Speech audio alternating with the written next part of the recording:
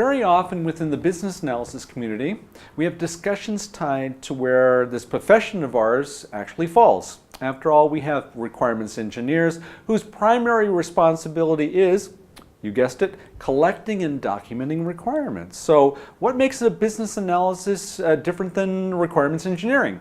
Well, for starters, a BA does a lot more than collect requirements. And if there's anything I want to impress on you during this quest that we have, it's the breadth of activities to be found within the business analysis domain.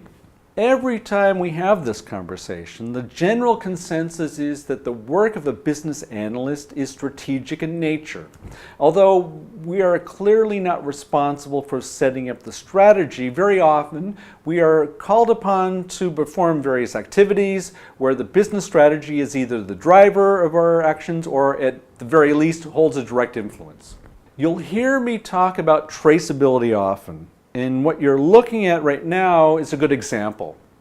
We go from the mission and vision of an organization, or the what are we here for part, to the strategy, or how do we get there part. And this is really our benchmark.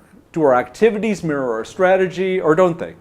Continuing briefly on this example, you'll see that we have objectives following strategy because, after all, if you can't measure them, they have no meaning. To make sure we reach those objectives, we need an organization that's focused on them. And then we have the corresponding tasks fulfilled by the employees. Those objectives are based on metrics, and that they can be measured is all quite clear. But what about those elements more difficult to measure? And more importantly, make any required adjustments to ensure that the organization stay on track. Enter the balanced scorecard, which has many fathers but is primarily attributed to Dr. Robert Kaplan and David Norton in an article that came out in 1992.